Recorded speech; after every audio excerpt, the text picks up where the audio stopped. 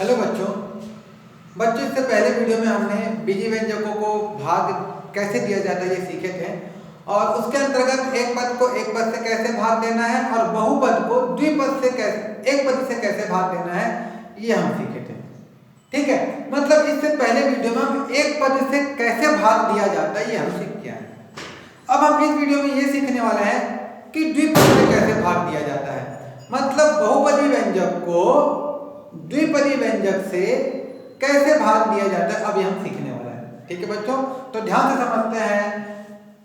बहुपदी व्यंजक को द्विपदी व्यंजक से भाग देना, इसमें कुछ स्टेप्स हैं जो हमको याद रखना पड़ेगा, एल्गोरिथम को समझना पड़ेगा। वो हम क्वेश्चन को सॉल्व करते करते आपको बताते जाएंगे, आप समझते जाइएगा। ठीक है, तो चलिए देखते हैं कैसे बनाया जाता है। एक क्वेश्चन ले लेते हैं हम।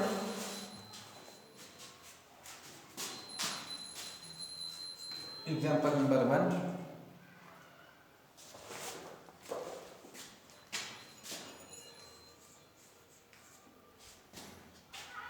अठारह स्क्वायर प्लस 12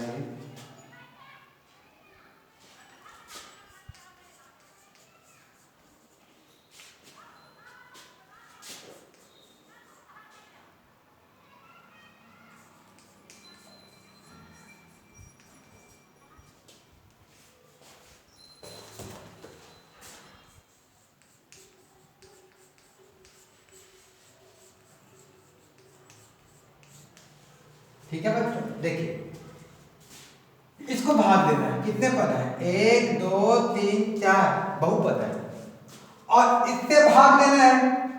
यहाँ कितने पद हैं? एक पद, दो पद। इससे पहले वीडियो में केवल एक पद थे, जैसे कि 3a से 4x से ऐसा सिर्फ देखे थे, लेकिन अब ये दो पद आ गए, बीच में प्लस का चिन्ह है ना। ठीक है, तो देखिए हमें घबराना बिल्कुल भी नहीं है, बहुत ही इजी है, बस हमें एल्गोरिथम को समझना पड़ेगा। चलिए हम क्या करें, देखिए सॉल्यूशन दिया है। हम सबसे पहले यहां भाज्य को लिखें। दिया है भाज्य बराबर। अब ये बताइए दोनों भाज्य कौन है? ये है ना, जिसको भाग देना है।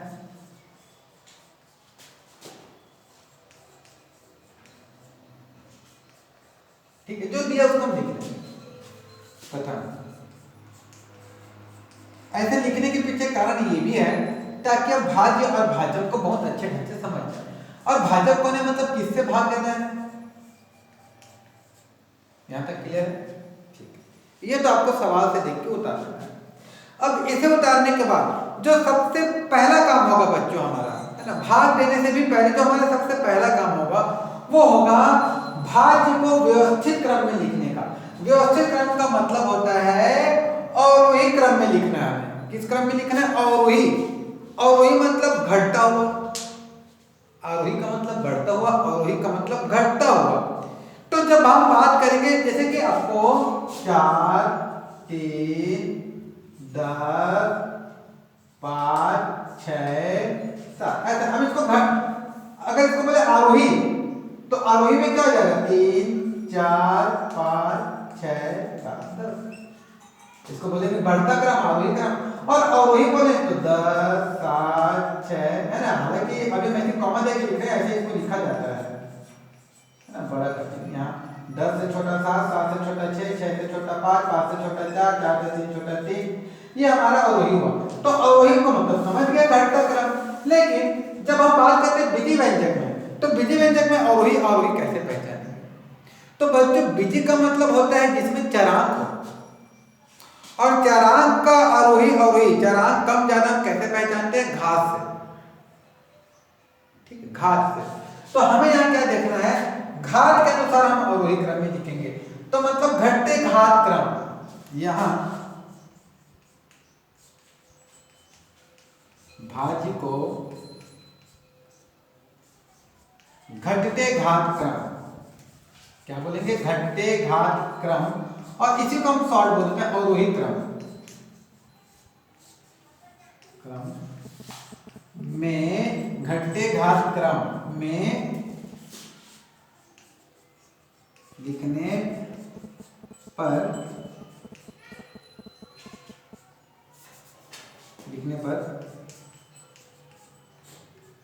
भाज्य बराबर, चलिए लिखने पर भाज्य क्या हो जाएगा। अब यहाँ देखिए आप इनको चारों में से जो सबसे बड़ा पद है, सबसे बड़ा पद उसको हमको पहले लिखना है। तो देखिए हम यहाँ गुणांक को बिल्कुल भी ध्यान नहीं देंगे कि ये 27 है तो बड़ा होगा, ये 18 है तो फिर उसको ध्यान नहीं देंगे, हम घात को ध्यान है, ठीक है, घटते घात, घात बोल रहे हैं। तो देखिए सबसे बड़ा घात कौन सा है पूरे में, तो ये 27 एक ही घात 3, तो सबसे पहला आएगा 27 एक ही घात 3 प्लस, उसके बाद उससे छोटा घात कौन सा है, 2 वाला है, तो प्लस 18 एक ही घात 2, यहाँ प्लस का चिन्ह है, फिर प्लस घात 1, तो ये अरे प्लस, ये लिख लिया। ये हो गया हमारा घटता घात क्रम बच्चों। ये हमें हर एक सवाल में करना है, कब, जब ऐसे आगे पीछे दिए रहेगा तब, और अगर सवाल में ही ऐसे दे दिया गया है तो हमको ये काम करने से बच जाएंगे, इतना मेहनत हमारा बच जाएगा। लेकिन कब, वो जब घटते घात क्रम में ऑलरेडी सवाल में दिया हो, तो हमको सवाल को उतारने के दौरान ये देख लेना है कि घटते घात क्रम में है या नहीं। अगर नहीं है तो ऐसे लिखना पड़ेगा, और अगर घटते घात क्रम में है तो इसके बाद डायरेक्ट हम भाग की प्रक्रिया शुरू कर देंगे। अब भाग की प्रक्रिया कैसे होगी जरा ध्यान से देखिए, इसको साफ कर देते हैं हम, यहां तक आप उतार लेंगे।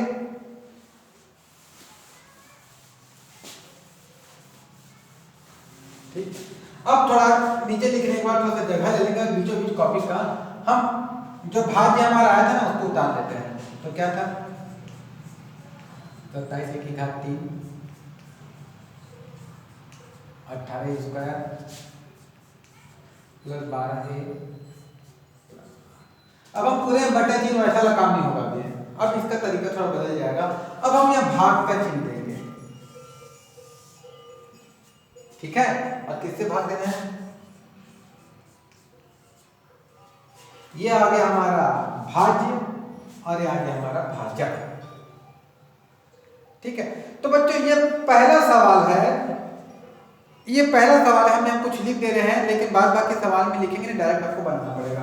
तो सबसे पहले हमारा काम जो रहेगा, हम साइड में लिख रहे हैं,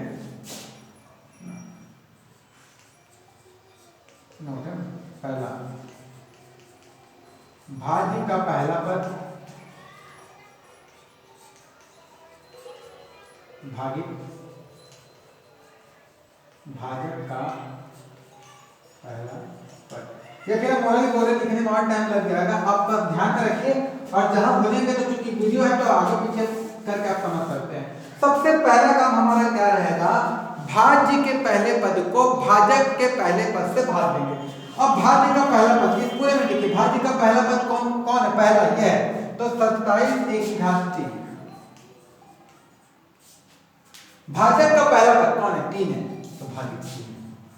अब ये एक पद का एक पद से भाग आ गया। बच्चों को ध्यान देना है, इसको कॉपी बिल्कुल लेफ्ट साइड करेंगे ताकि आपको रफ काम करने के लिए राइट साइड में जगह मिले, और ये रफ काम आपको राइट साइड में करना ही है ताकि टीचर्स को पता चले कि ये भाग कैसे दिया है ना। तो देखिए भाज्य के पहले पद को भाजक के पहले पद से भाग देंगे, चलिए देखते हैं। 3 एकम 3, 3 9 27, और एक पूरा कट जाएगा, यहाँ घात में 3 है तो कट के 2 आ जाएगा, तो क्या बच जाएगा, 9 एक ही घात 2। क्या बचे, 9 एक ही घात 2। इस 9 एक ही घात 2 को बच्चों हमको ठीक इसके ऊपर लिखना है, 9 एक ही घात 2, ठीक है। जैसे कि 8,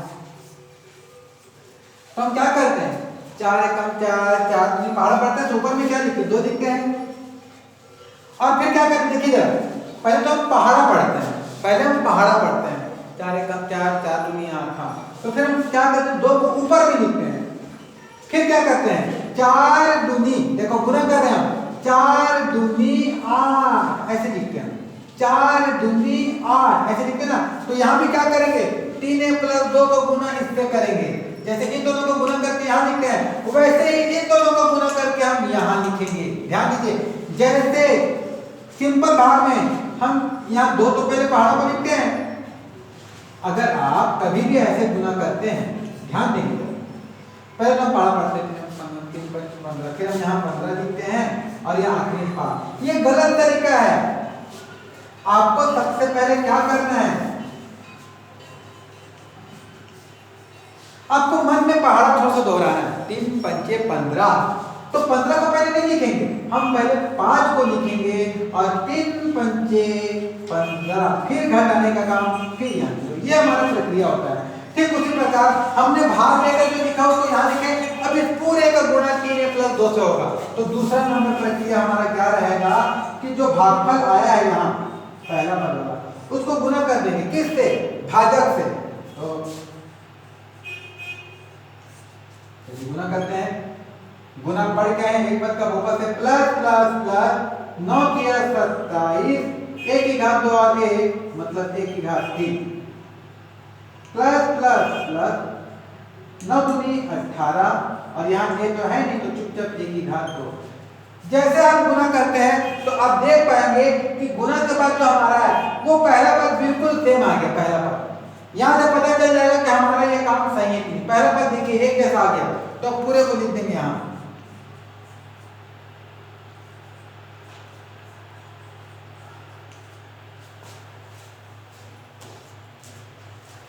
लिख दिया, जो भी गुना करने के बाद यहाँ लिख देंगे। अब यहाँ 4 दूनी 8, फिर हम क्या किए, घटाना है यहाँ। तो यहाँ भी क्या करना है, घटाना है हमें। तो यहाँ घटाने में क्या होगा, देखिए चिन्ह बदल जाएगा। ये प्लस है ना, माइनस कर देंगे। यहाँ भी प्लस है, माइनस कितना जाएगा, माइनस रहेगा तो प्लस कर देंगे। अब यहाँ प्लस है, यहाँ माइनस है, ये प्लस है, ये माइनस है, तो कट के क्या जाएगा 0। यहाँ भी क्या जाएगा 0। या आप चाहे नई लाइन में से काट भी सकते हैं। हम डायरेक्ट यहाँ घटा करके लिखेंगे 0। ये दोनों कैंसिल हो गए, सेम सेम है। देखिए ये प्लस, यहाँ माइनस, प्लस माइनस, तो कट ये इनसे कट गए, दोनों कट गए।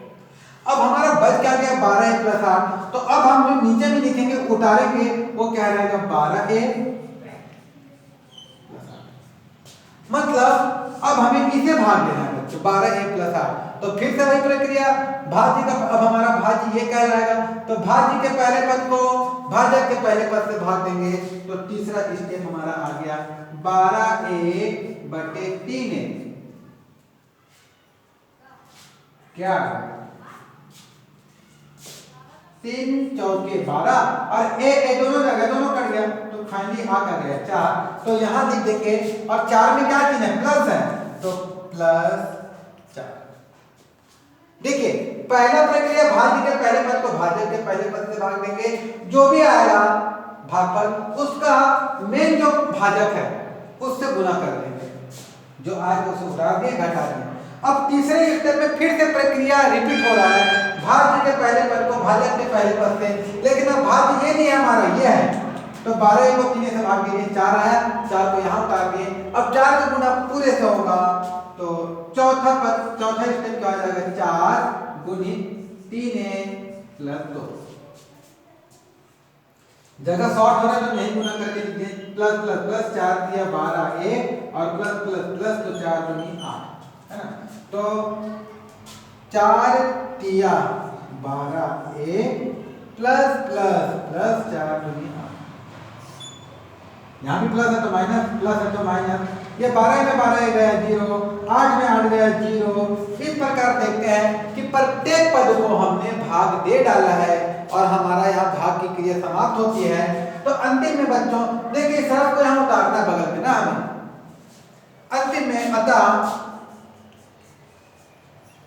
अतः यहाँ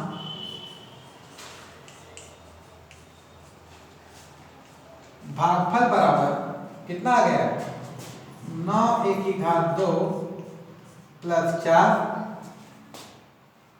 तथा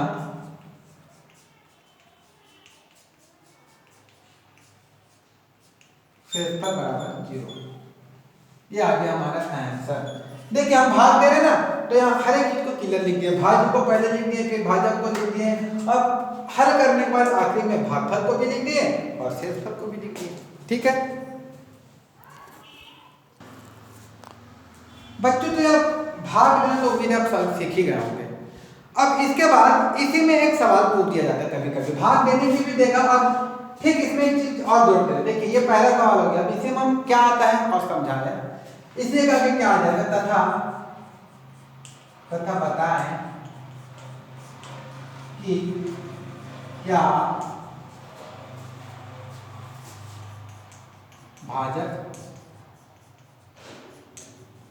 भाज्य का गुणनखंड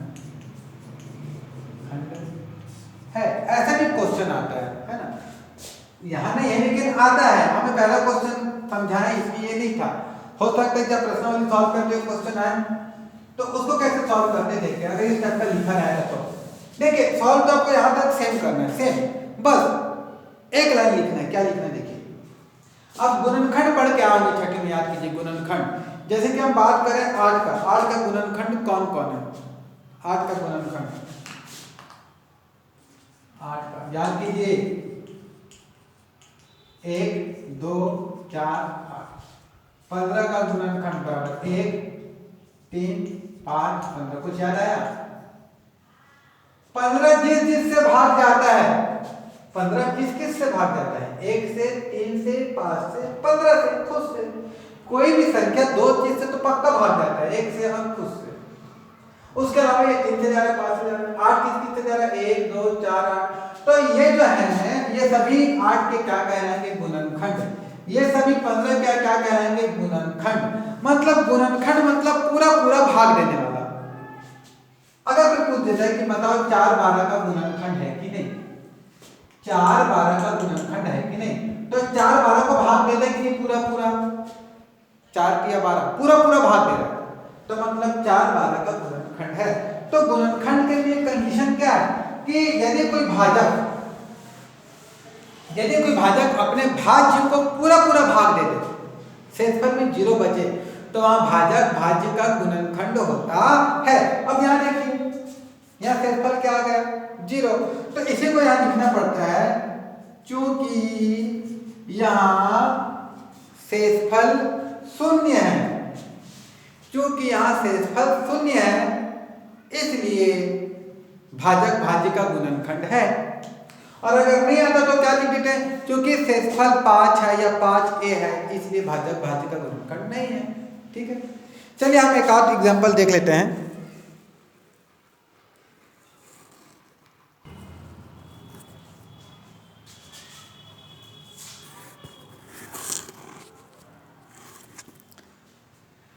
चलिए बच्चों, बहुपद को द्विपद से भाग में एक हम और एग्जांपल आपको समझाते हैं। क्वेश्चन क्या देखते हैं।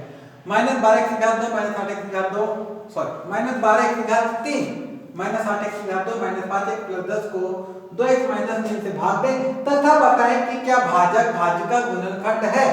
इस टाइप के सवाल को कैसे सॉल्व करना है देखते हैं। जो भी दिया है भाज्य बराबर -12 x घात 3 -8 x घात 2 -5x + 10 को उतार लिए तथा भाज्य बराबर 2x - 3।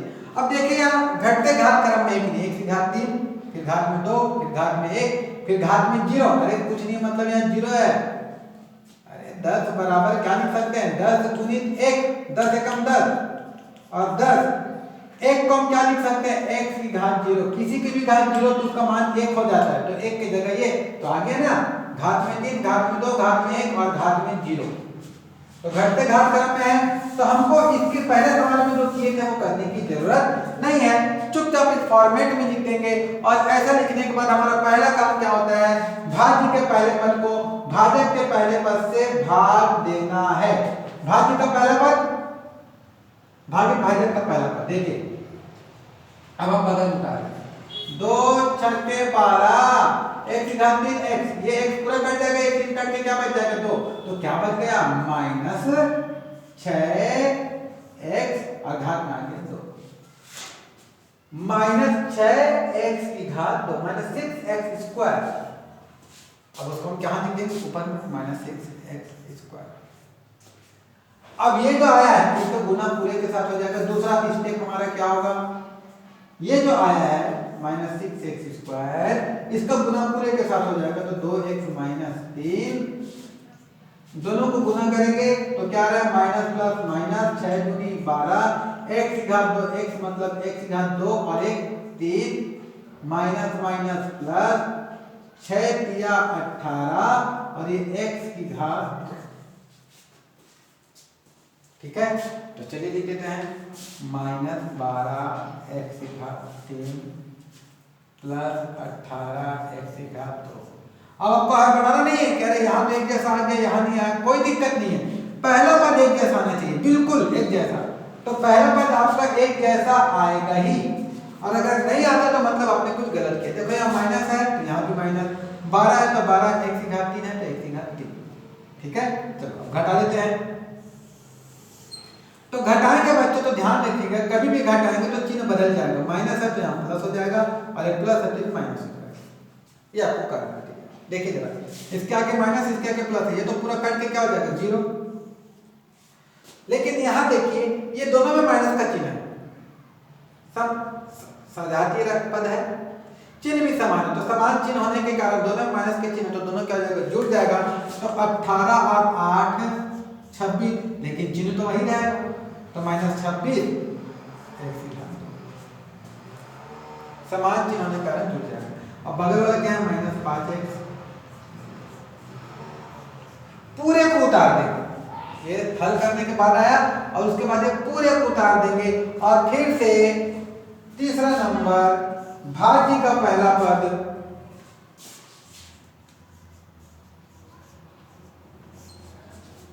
भाज्य भाजक का पहला पद,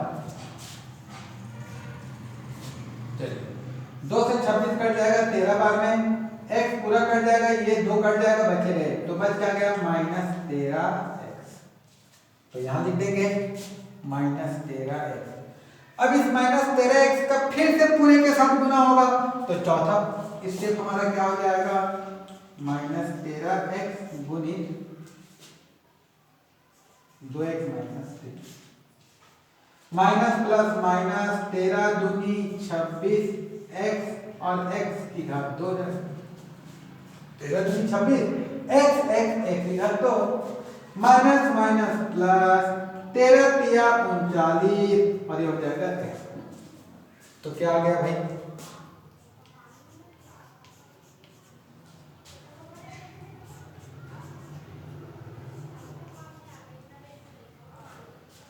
ठीक है, x वाले को x वाले के नीचे लिखेंगे आप, फिर से घटाने तो माइनस वाला क्या हो जाएगा प्लस और ये हो जाएगा माइनस।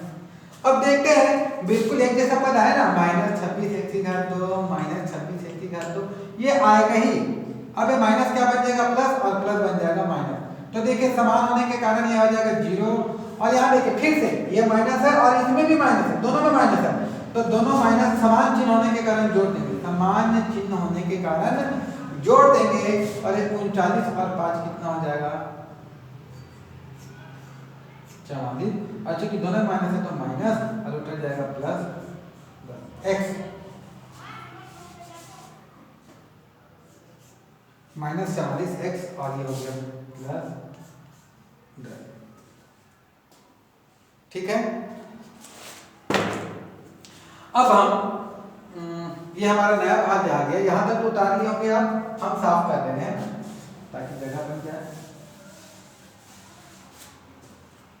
-44 फिर से भाज्य के पहले पद को, ये हमारा पांचवा होगा, भाज्य के पहले पद से भाग देंगे तो ये 44 कट जाएगा 22 बार में, x पूरा कट जाएगा, आगे -22, तो यहां लिख देंगे हम -22। ठीक है, क्वेश्चन तो सही है ना, -22 आ गया, यह भाग दिए, तो इस -22 को हम ऊपर लिख देंगे। अब फिर से इस -22 का गुना इस पूरे के साथ होगा, तो छठवा क्या हो जाएगा, जो भी आता है -22 उसको गुना पूरे के साथ।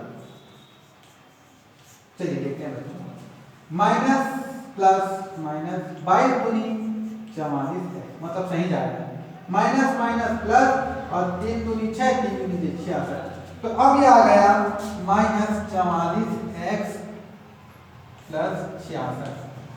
बच्चों अब हमें इसको घटाना है, तो माइनस है तो प्लस हो जाएगा और ये प्लस है तो माइनस हो जाएगा। ये 44x बिल्कुल सेम, लेकिन चिन्ह अलग अलग हो गया, तो ये हो जाएगा 0। और यहाँ भी देखिए, यहाँ भी चिन्ह अलग अलग है, यहाँ 66 है, यहाँ 10 है, यहाँ माइनस ये प्लस है, तो अलग अलग चिन्ह के कारण घटेगा। 66 में 10 गया 56, और चूंकि 66 बड़ा है दोनों में और इसके आगे माइनस है, इस प्लस को भूल जाइए, ये माइनस हो गया तो यहाँ आगे माइनस। ठीक है, तो ये हमारा भाग देने का काम खत्म हो गया है।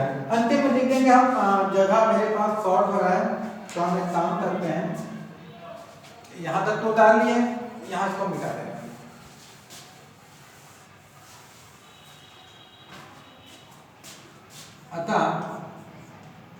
अतः यहाँ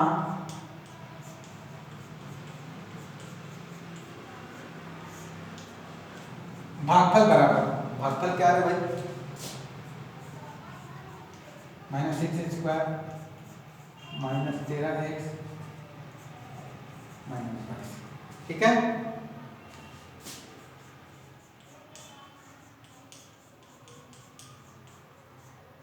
शेषफल बराबर क्या है, -36। अब देखिए शेषफल 0 नहीं आया है, हमारे सवाल में क्या पूछा जा रहा है, क्या भाजक भाज्य का गुणनखंड है, तो क्या यहाँ गुणनखंड होगा।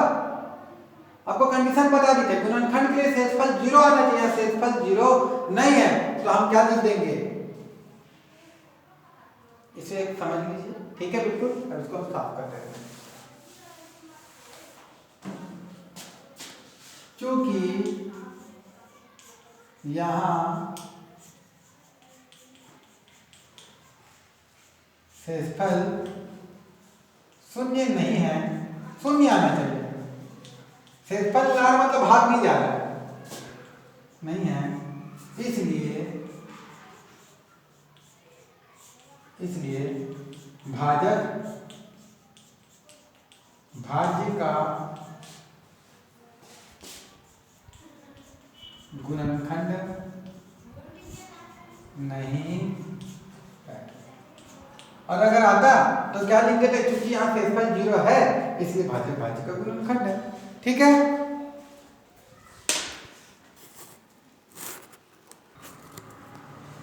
बच्चों हम एक और उदाहरण लेते हैं।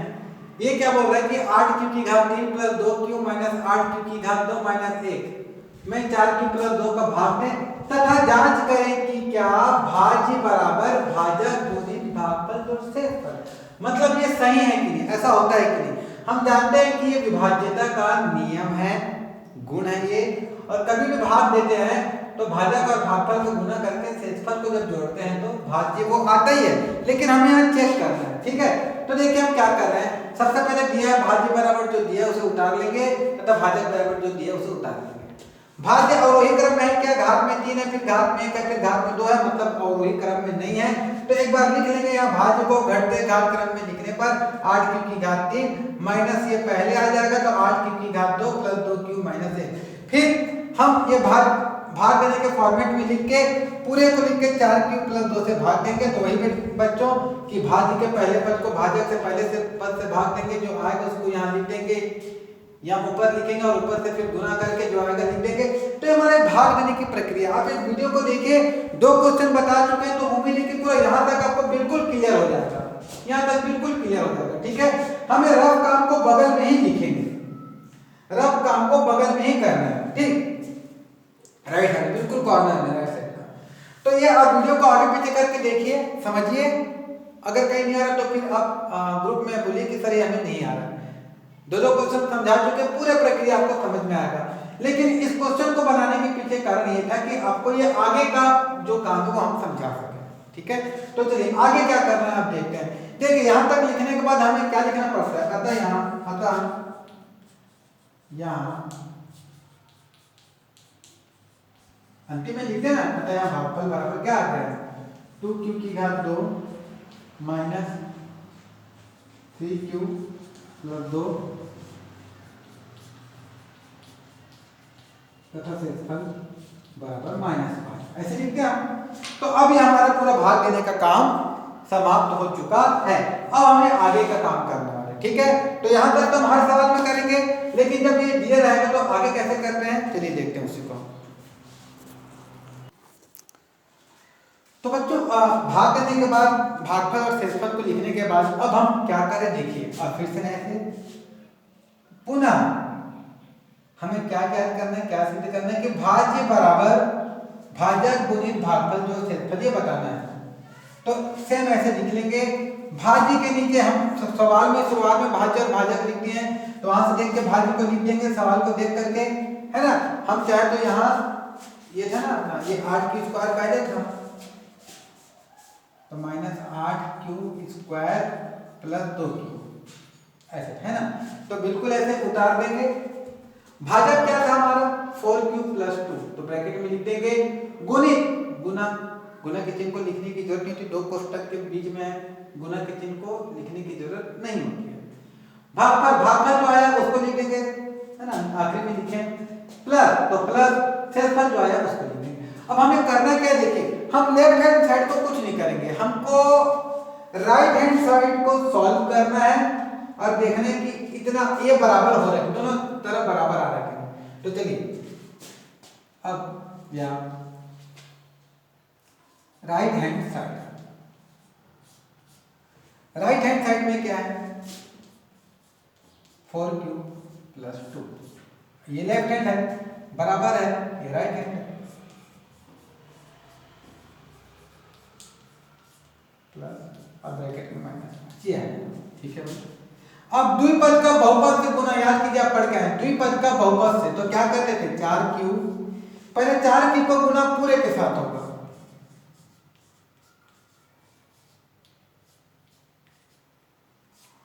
प्लस 2, 4 क्यू का, अब प्लस 2 का गुना पूरे के साथ होगा बच्चों,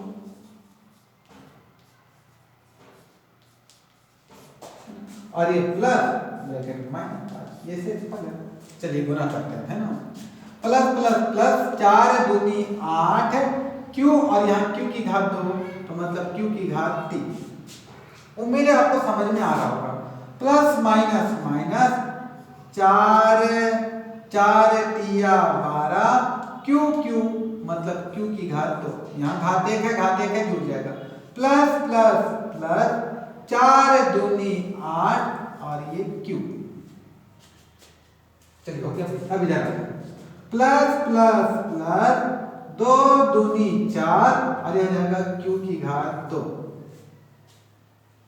प्लस माइनस माइनस 2 तिया 6 और यह हो जाएगा क्यू, प्लस प्लस प्लस 2 दूनी 4, और यहां देखिए इसको भी हम हल करते हैं, प्लस माइनस माइनस और ये 5, ठीक है। अब देखिए हम क्या करेंगे, सजातीय पद को एक जगह लिख देंगे, मतलब घात 2 वाला, घात 1 वाला, घात 3 वाला, सबको एक जगह।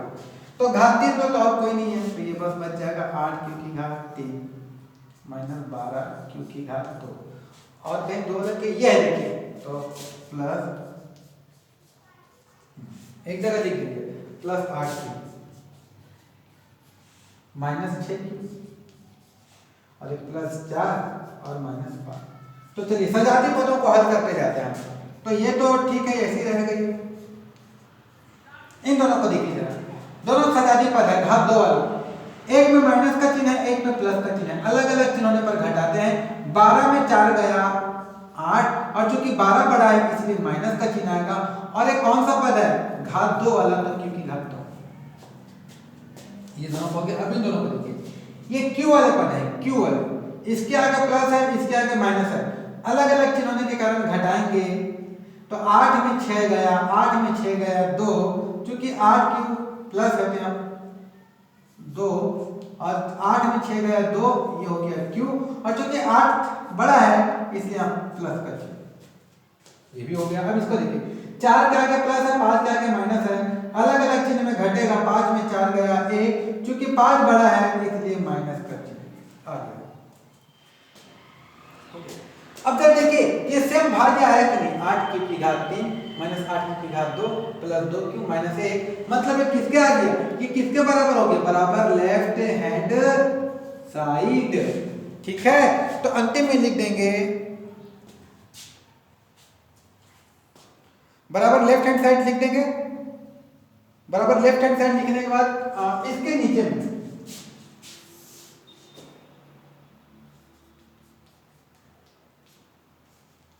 अतः भाज्य बराबर, सही है कि नहीं, चलिए काम यहाँ तो दिख नहीं पाएगा, ठीक है। तो इस स्टेप से यहाँ ला दिया राइट हैंड साइड को उठा के हल करेंगे और अंतिम में लेफ्ट हैंड साइड के बराबर आना चाहिए।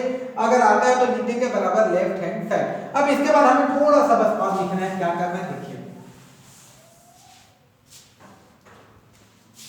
थोड़ा सा, अर्थात भाज्य बराबर भाजक गुणित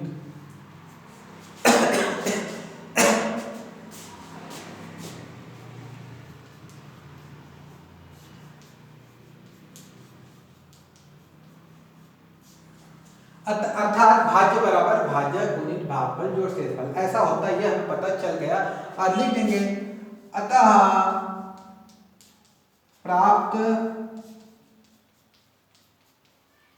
भागफल बराबर क्या है भाई, भागफल हमारा ये है ना 2q² माइनस 3q और प्लस 2 तथा शेषफल बराबर -5 सही है।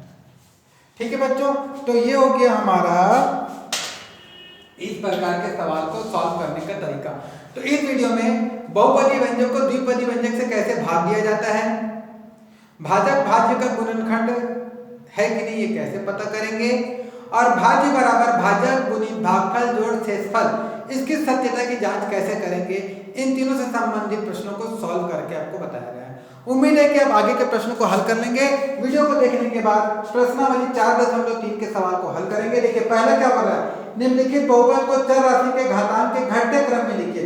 तो इसको पहले तो उतारेंगे, भाग नहीं देना आपको, पहले उतारेंगे और सॉल्यूशन लिखेंगे, घटते घात क्रम बराबर घटते घात क्रम में जमा दीजिएगा पूरे, ठीक है। दूसरा सवाल क्या बोल रहा है, भागफल ज्ञात कीजिए तथा बताइए कि क्या भाजक भाज्य का गुणनखंड है। उम्मीद है बना देंगे, पूरे को हल करना है। फिर इसे भी सॉल्व करना है, बताइए कि भाजक भाज्य का गुणनखंड नहीं है, ठीक है, तो वही बता देना भाजक भाज्य का गुणनखंड है। और चौथा जो है भाग देकर जांच कीजिए, मतलब आपको भाग देना है और इसको जांच करना है, बिल्कुल ऐसा है, ठीक है। तो बच्चों उम्मीद है प्रश्नावली 4.3 के प्रश्नों को आप हल कर लेंगे। कहीं आपको दिक्कत आती है तो वीडियो को आगे पीछे करके समझेंगे, फिर भी समझ में नहीं आती है तो आप हमसे संपर्क कर सकते हैं। धन्यवाद।